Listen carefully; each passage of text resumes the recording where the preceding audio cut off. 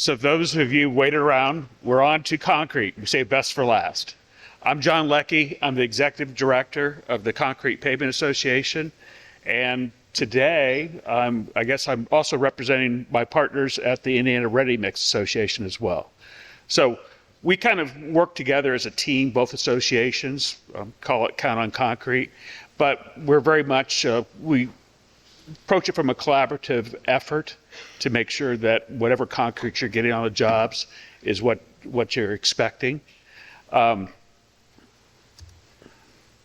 Between both associations, Chad Montgomery is my counterpart. He's Executive Director of IRMCA, myself, of course. Pat Long, who will be coming up here in a second, is my Director of Marketing and Government Affairs for Indiana Chapter ACPA. And then Randy Siff, he was hired last year as the promotions manager for IRMCA. Much like the other associations, we have workshops, lunch and learns. In our case, we just had our annual concrete workshop 2 weeks ago, actually 2 weeks ago. So it's a lot of planning, a lot of organization. We do our best to go ahead and bring in good speakers, give you good technical content, but it's something that both groups do. IRMCA is their short courses in January. But if you ever need somebody to reach out to as far as training is concerned, we will be happy to go ahead and address your needs. We also do a lot of troubleshooting. I go out on projects, I look at airport jobs, major highway jobs, but we also go out and look at small jobs like parking lots, pretty much anything that there's a concern about, or we can look and figure out how we can assist you to promote concrete pavement and make sure it's the right solution for the right job. We're happy to do so. In addition, we have a lot of technical resources from outside partners, the CP Tech Center, which is National Concrete Pavement Technology Center out of Ames, Iowa, and also the MIT Concrete Sustainability Hub. Now, they were doing a lot of work for me on greenhouse gas emissions and EPDs. Well, a lot of that work has kind of been pushed off to the side now. So we're refocusing a little bit. We're also engaged in new technologies. Mike Nelson's going to talk about concrete sensors for strength. And I'm going to share a story with you. I'm trying to be brief. I'm going to share a story. I haven't done this for any of the other meetings. Who likes flexural strength beams? Anybody? I hate them. Here's my story. And I think the statute of limitations, this is more than 30 years ago. Statute of limitations is over. So in the 90s, I was called out by my contractor, worked for INDOT at the time, and they wanted me to go ahead and get a beam, test it, because they wanted to open the traffic early, and they put my sand pit underneath of a bridge. So at the time, I'm like 145 pounds in my 20s. And I go ahead, it's Memorial Day weekend, and it's hot. It's super hot. So I get this beam, and I'm going up the slope, and the beam slips. And it goes down the slope, ba-dunk, ba-dunk, ba-dunk, into the river, splash. So I go ahead, I'm mad now. I'm getting this beam, I'm going back up the slope. I get halfway up, and it goes ba-dunk, ba-dunk, ba-dunk, splash. I get in the river, I lose my glasses, I finally find them. I get this beam, I get all the way up to the car. I take this beam, I throw it in the back of my Pontiac Phoenix. State issued Pontiac Phoenix. One door didn't open, but the trunk opened, so we were good. I take this beam, I take it to Fort Wayne District, I break it.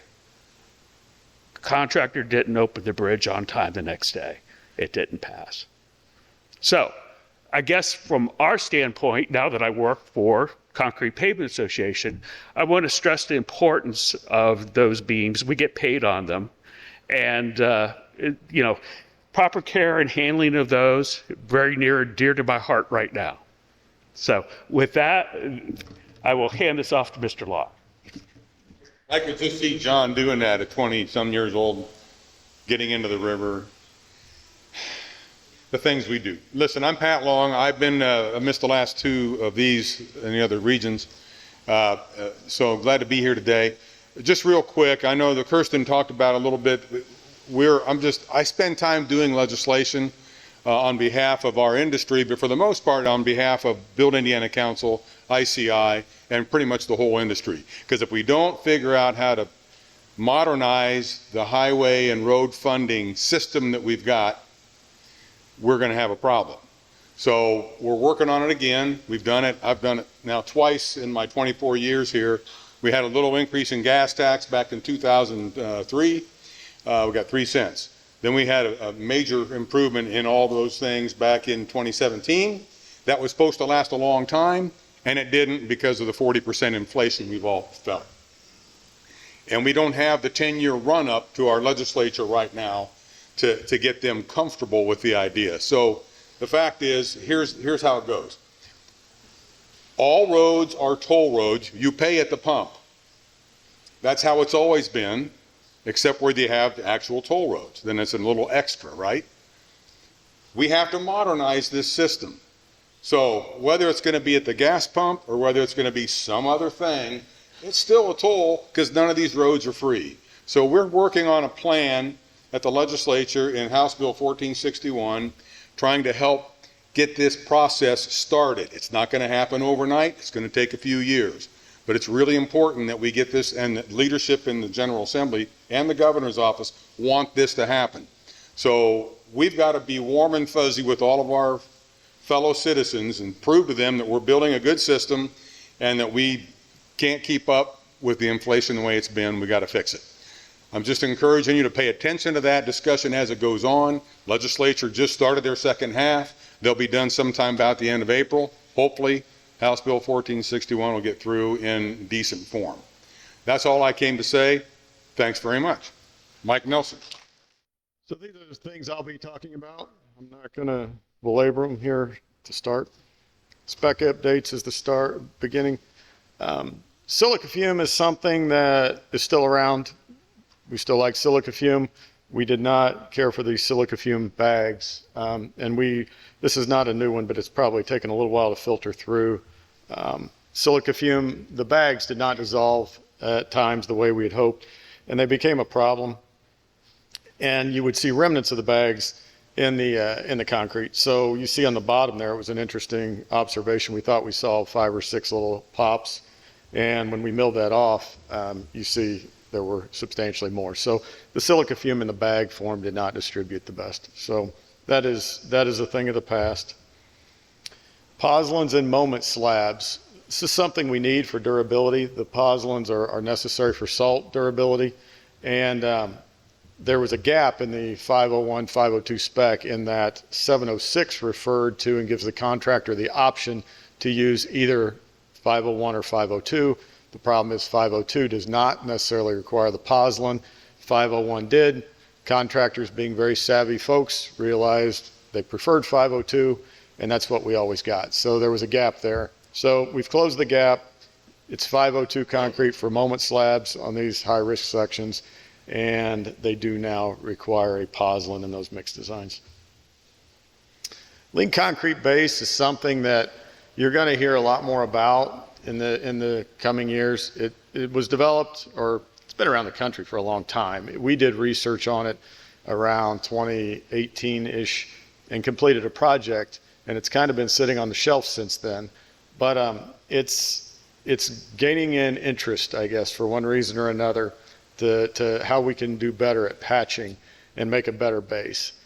The idea here is, it's named lean concrete base, but what I want you to take away, it's almost a bit of a misnomer to call it concrete. It's really more akin to flowable fill, but it functions differently than concrete. It does get its strength from aggregate interlock. It's still a kind of an aggregate base. It does have a slurry that fills the voids. The idea is that the slurry and the mortar in between there fills up the voids and prevents the upward migration of fines and pore pressures from coming up.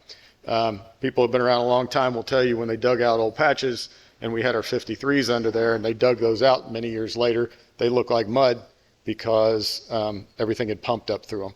So the idea here is that, again, it's aggregate interlock. It's very weak. It's not really concrete. People think concrete, it's got to be strong, right?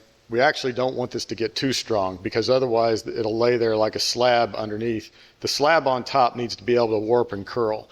And if you put an anvil underneath, basically a extremely strong slab, the slab on top curls and then the slab will break on top. So we don't want it to get too strong. And then we need a bond breaker. The plastic in between there is critical in that it allows the slab on top to behave independently from the lean concrete. The air content in this is not really there for freeze-thaw durability like it is in regular concrete. It is there to get the lean concrete to flow out of the truck. There is not a lot of mortar and paste in this, and the best way we found to get it to actually flow is to crank up the air content. So even though it's called lean concrete, fundamentally it behaves and the way it works is different. The strength is 150 to 600 PSI at 28 days. So the only reason you really need strength you need some strength, but on poor day, it just needs to firm up enough to be able to place the patch on top, to basically be able to walk on it. So whatever length of time that takes. Anyway, it's when you hear it lean concrete based, don't think concrete, really think more flowable fill. And give me a call if you've got questions about the job. But you are going to be seeing this in a lot more applications. It says pending change, but I think this is a good change. Now, we're still got to vet this through our committees and have some discussion, but I think it's going to be warmly received. So I want to go ahead and say it. We had been looking at the ag correction factor for the pressure air meter, T152, for the past couple of years. There were a lot of questions, can we use a formula, a fixed number? How do we want to go about it? I know Fort Wayne District for many years had used a fixed number. And then we kind of said, well, you need to run it. It does change. So we went ahead for a couple of years and we looked at it, did some in-house research, and we came to the conclusion that it does change, but within reason, it varies heavily with the coarse aggregate absorption. So what we're going to do is if the coarse ag absorption number is below 4%, we're going to use a gross air. We're not going to use an ag correction factor. We're just going to agree to call it 0, and we're going to use the gross. If your coarse ag absorption is a little higher at 4 to 4.5, we're going to use a flat 0.5%. And if you got a high coarse ag absorption over 4.5, we're going to use a flat 1%. So I think that'll make folks' lives easier. And I don't know that industry is going to have a lot of heartburn over that. I think it's in everybody's interest. So, but we're gonna discuss a little more before we go to standards with it. Another pending change, we're working on a new specification to bring volumetric mixers that are now more or less primarily used for concrete overlays. We're bringing those into all concrete applications, 702, 502, and 506 applications. It'll be desirable and attractive for, I think, smaller jobs, curb, gutter, sidewalks, things like that, where they might, just need a few yards, and that's not as attractive for ready mix. The other thing, the department has a lot of interest in using what's called calcium sulfate aluminate cement, CSA cement, in patches. It sets up very fast. It's a high quality product and material, but it's not really desirable for ready mix. So I think this will solve some problems for all of us to get volumetric mixers into our program. Hopefully the contractors will find them desirable and begin to own them. And once there's a bigger fleet of these out there, they'll become more of a part of our program. Strength sensors that John mentioned. We've been talking about these now for several years, developed by JTRP project with Purdue and Dr. Luna Liu. Dr. Liu has founded her company Wave Logics that is marketing these. So we've been working the bugs out, and in 24 we did more trials with them. We did a couple of in-house trials at the lab at M&T, and then we've also put them, Abul and I, works with me, we went out and actually installed them in a couple of bridges and one pavement, very limited numbers. But learning how to live with them in the field, let's face it, they're not Apple. Understanding how the batteries work and getting the tech to work, that's another hurdle to all this.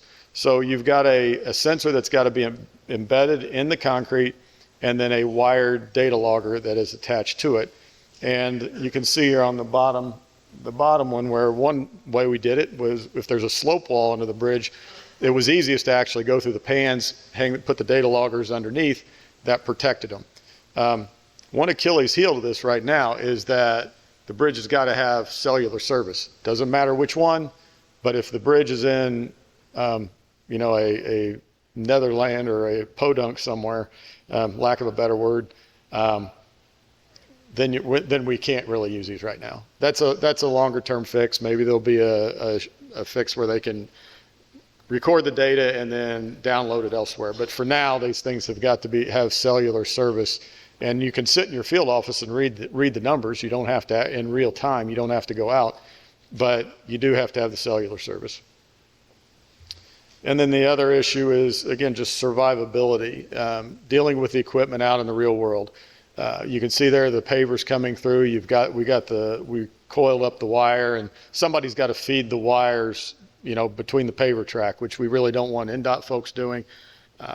The contractor had, then after everything's installed, they in this one they put the flags and had the pedestals in order to protect the data loggers to keep their own folks from running over them. So this is going to be a process to learn how to live with them, as well as validating that we're getting what we need. We did let one contract that sold last week that does have these included for shadow testing on a paving job, which is a step in the right direction to gather more data. And then I'm going to be working to get early season here, hopefully April, May. I'm going to be looking for other bridge jobs. We have a supply of these in-house that we can put a handful of them in some bridge decks and continue to gather data. So if all goes well this year, we are getting really close to these perhaps becoming mainstream, and maybe we don't have to roll John's beams down the hill anymore. I think this will be an attractive option. They do read compressive strength. So that is another element to this, that the specifications and the targets will have to migrate to compression over flex. But again, we're still vetting the technology, but we're getting much closer. Overlay bonding, this is just an ask and something I want to point out. So what you're looking at is impact echo diagrams from some bridge deck overlays. The top one is extremely good. The bottom one's pretty good. The one in the middle is less good. But the red blops basically are telling you that when it bounces the sound wave through, the sound wave took longer to travel back, and it's indicating there could be a delamination or an imperfection there. This technology works very well for thin, overlays. My point in all this is we did really good on the top one. But it doesn't matter how good we do. It seems that at the beginning and end of the bridges, there's always some red areas there that indicate there could be a bonding problem. I don't know what's causing it. I don't know if there's something to do with the way the technology interacts near the end of the bridge, or if it's got more to do with something we're really doing in the field at the time of construction. If there's water, if we're spraying something, it's interesting that it happens at both ends. It's not doesn't seem like a startup problem, for instance, but delaminations at the leading edges of the bridges is where we tend to see our problems. So this just kind of got us talking internally, and it's like, what's going on? So I'm here to say I don't know, but I'm asking that when you're doing the overlays, an overlay dam might be a little bit of a misnomer simply because all these now do not have overlay dams. It depends on the joint, if it's being retrofitted, and putting in a new joint. Otherwise, it might just be flat or hydro demoed. But I honestly do not know what's causing it. I just would like for you folks to pay attention to those leading edges and see if you can learn something. Give me a call if you've got ideas. Cement. So in 2022, there was a major change in our industry. I'm going to assume most folks in the room know that type 1L cement, Portland limestone cement replaced Portland cement as our primary binder material. We didn't know much about it. It was, vetted by the cement industry, but it became real to us almost overnight in 22. Since then, it's kind of been a little bit of a calm, but last year especially started seeing problems. We believe there's a lot of ultra fine material, 40, 50, 60 pounds of dust now we're inducing into a yard of concrete. Those fines are bone dry, potentially difficult to wet out, more fluid mixes, they're going to move around, maybe float to the top, create surface problems, finishing problems. We've also seen, again, because we're a little bit behind the times with the rest of the country and we're dependent on flexural testing. Nobody likes flexural testing. I don't like flexural testing, but in this particular case, it seems to tell us something. There is a problem with the bonding between the paste and the aggregate that seems to have come along with the 1L. Purdue is working to understand that. We've got a couple of research projects I'll mention here later, but it is real. There's something going on with the chemistry. I think the word down there, variability, is what really boils down to. There are a lot of variables going on now that it's hard to chase with the downstream chemistry and all the players that are involved downstream. So there's issues going on here that we're working to understand, and it's a challenge for everybody who's involved with the concrete these days to work with it. We did launch Construction Memo 2412 last fall to hold jobs open that we saw the strength issues on. So that is still in play.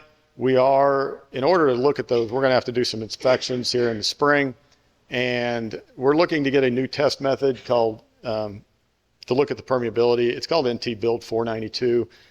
Seth Estep he's losing hair over the procurement process in order to get us the equipment to get up and running with that. But that is one new test method we are going to use in order to look at what's going on in some of these. So as for now, what can we do? Use less of it, honestly. Reduce the cement content. Slag cement as a replacement, pozzolana replacement takes out some of the 1L. That's one way to help the issue. There is still some type 1 out there that is primarily foreign sourced, but or imported, so we can use that. Optimizing the aggregate gradations is a big step. That's, it helps lower the overall paste content and can help. And then just generally avoid overworking the surfaces and over vibrating the mixes to keep those fines from migrating as much. And along those lines, the 2025 E5 Memo, the memo has been around a long time. I'm going to assume everybody understands that we're using E5, the products, colloidal silica products, and we have now experimentally here for a few years. But that memo, the primary change is what we're going to do is we're going to lower the water cement ratio for the 1L mixes. There's basically less hydratable material or clinker in the cements, so it makes sense to back the water down. Initially, we've raised the water because there's more surface area with the E5, and we were winning with it. It was doing good things with type 1, hydrating more of the powder. There's just less powder to hydrate now, it seems like. So we're going to back the water down and hopefully keep those fines from moving around. Reinforced concrete bridge approaches is another thing. I had moved those from application 1 down to application 3.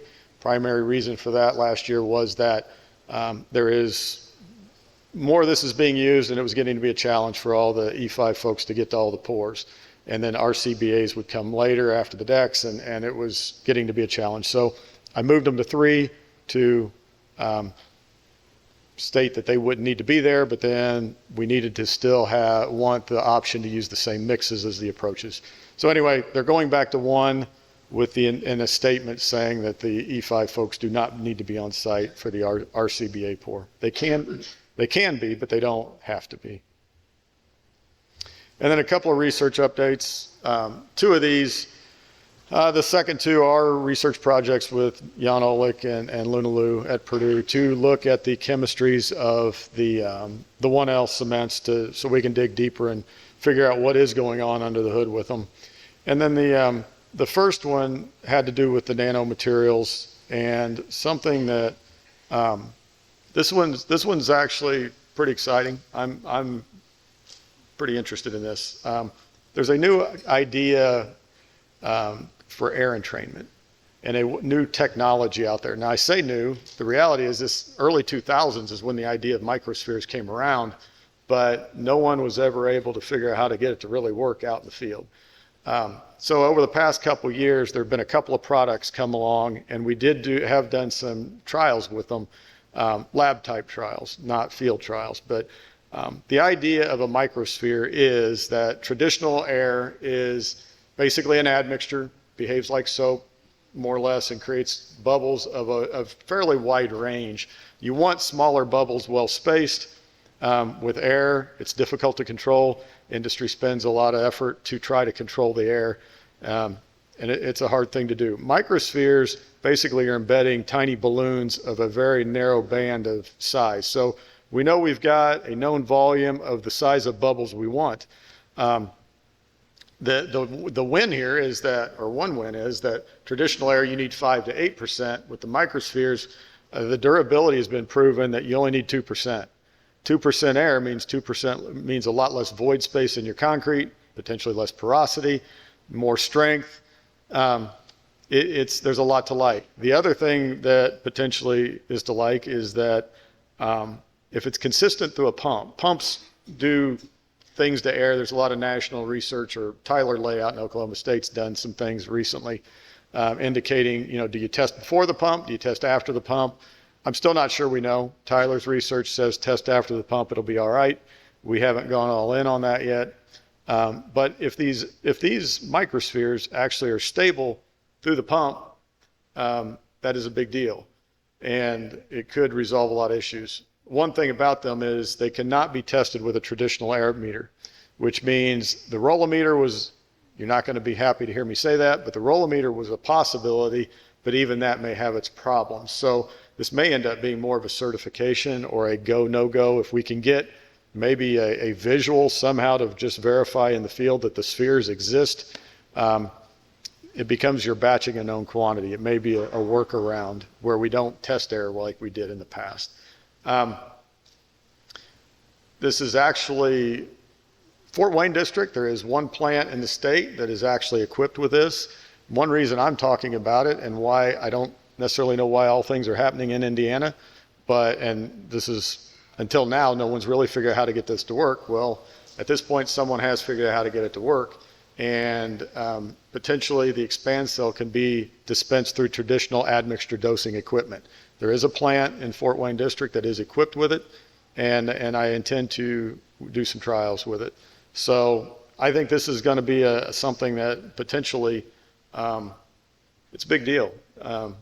And this could be frankly, certainly a national deal and perhaps a worldwide technology, because there was desire 20 years ago to use it, but they just could not figure out how to get there and across the finish line with it in the actual, out there in the production and scalability of it. So with that, I will take any questions, but if you ask them, you're stopping lunch, just fair warning.